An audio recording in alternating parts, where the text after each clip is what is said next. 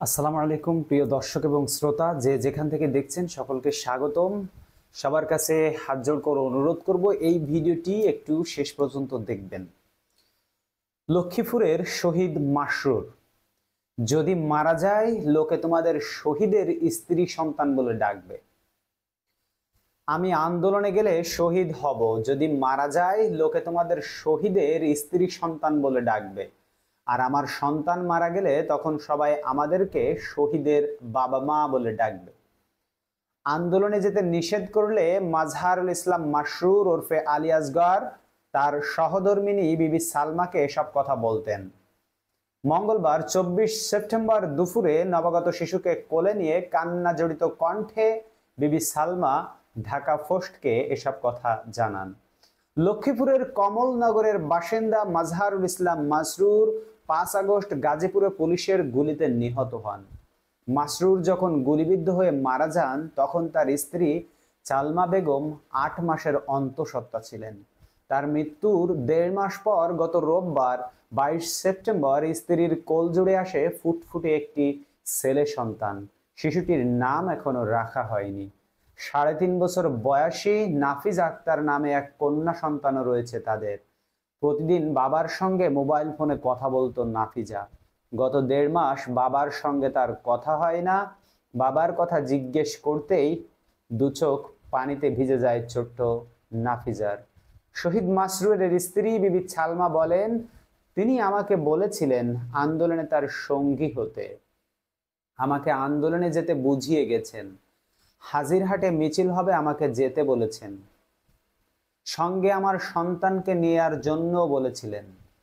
এখন সবাই আছে, শুধু মাসরুর নেই। এখন আমাদের ভবিষ্যৎ অন্ধকার। কোথায় যাব, কি করব, আল্লাহ পাক জানেন। 5 আগস্ট সালমার সঙ্গে মাসরুরের কথা হয়। তখন মাসরুর দোকানে ছিলেন। সালমাকে তিনি জানিয়েছিলেন তিনি আন্দোলনে যাবেন। সালমা খাওয়ার বিষয়ে জানতে চাইলে তিনি বলেন, আগে আন্দোলন, তারপর খাওয়া দাওয়া।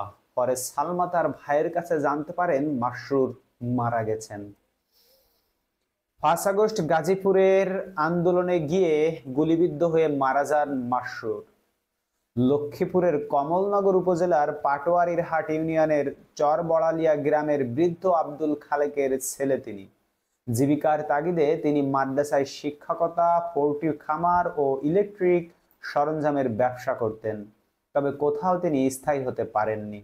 সবশেষ প্রায় 7 মাস আগে গাজীপুরে তার শ্বশুর মোহাম্মদ মোস্তফার কাছে যান ব্যবসা করার উদ্দেশ্যে।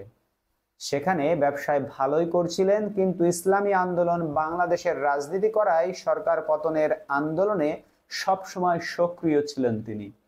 মাসরুর ইসলামী আন্দোলনের পাটোয়ারীর হাট ইউনিয়ন শাখার সাংগঠনিক সম্পাদক ছিলেন। মাসরুরের শিক্ষকতা জীবনে সহকর্মী সিরাজুল ইসলাম মেহরাজ বলেন, ঘটনার দিন মাসরুর তার এক বন্ধুকে বলেছিল গুলিবিদ্ধ কেউ একজনকে তিনি হাসপাতালে নিয়ে যাচ্ছেন।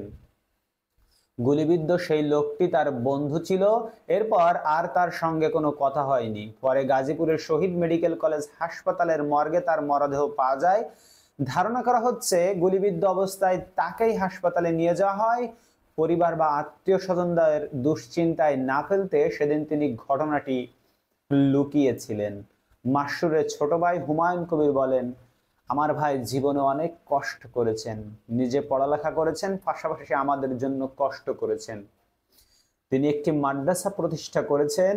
পরে ওই মাদ্রাসার দায়িত্ব আমাকে বুঝিয়ে দিয়ে তিনি গাজীপুরে ব্যবসা করতে যান। আমার ভাই গুলিবিদ্ধ হয়ে মারা গেছেন। সবাই বলছে তার শরীরে একটা গুলি লেগেছে, তবে শেষ গোসলের সময় তার পেটে ও পিঠে 2টি গুলির চিহ্ন দেখা গেছে। মাসরুরের চাচা শ্বশুর ওমর ফারুক বলেন, মাসরুর আর্থিকভাবে তেমন একটা স্বাবলম্বী ছিলেন না। গাজীপুর যাওয়ার আগে তার অন্তঃসত্ত্বা স্ত্রীকে শ্বশুর বাড়িতে রেখে যান। এখন তো কোনোভাবে দিন কাটছে তাদের, সামনে তারা কিভাবে চলবে?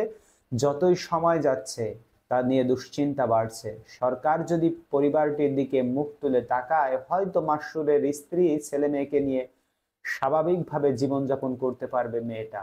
মাসরুরের কথা জিজ্ঞেস করতেই তার বৃদ্ধ বাবা আব্দুল খালেকের চোখ থেকে পানি ঝরতে শুরু করে। কান্না জড়িত কণ্ঠে তিনি বলেন, মাসরুর সবার চেয়ে ভালো ছিল, পরিবারের সবার দেখভাল করত, দিনের কাজে গিয়ে সে মারা গেছে। আমি শুকরিয়া আদায় করছি, মৃত্যু তো ঠেকানো যায় না, বাড়িতে থাকলেও মারা যেত। তার ছেলে ও মেয়ে স্ত্রীর বিষয়ে পারিবারিকভাবে সিদ্ধান্ত নেওয়া হবে। প্রসঙ্গত, মাসরুরের মৃত্যুতে লক্ষ্মীপুর জেলা শহরের দক্ষিণ তেমুহনী এলাকাকে শহীদ মাসরুর চত্বর ঘোষণা করা হয়েছে। সড়কের পূর্ব পাশে ইসলামী আন্দোলন বাংলাদেশের পক্ষ থেকে মাসরুর চত্বর নামে একটি বড় ব্যানার সাঁটানো হয়েছে। প্রিয় দর্শক এবং শ্রোতা, যারা যেখান থেকেই দেখছেন, দেশ ও প্রবাসে, সবার কাছে একটাই অনুরোধ, লক্ষ্মীপুরের শহীদ মাসরুরের খোঁজ খবর নিয়ে তার পরিবারটিকে একটু সাহায্য সহযোগিতা করার জন্য, এবং এই ভিডিওটিকে বেশি বেশি করে শেয়ার করে দিন।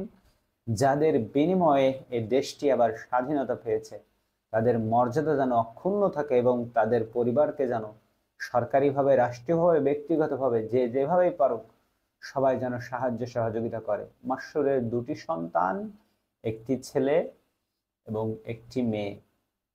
আল্লাহ তাআলা তাকে জান্নাতবাসী করুক এবং তার দুনিয়াতে রেখে যাওয়া সন্তানদেরকে যেন ভালোভাবে মানুষ করতে পারে তার মা, সেই দোয়া করি। আপনারা সবাই দোয়া করবেন এবং এই ভিডিওটি বেশি বেশি করে শেয়ার করে দিবেন। সবাইকে অসংখ্য ধন্যবাদ ভিডিওটি দেখার জন্য। আল্লাহ হাফেজ।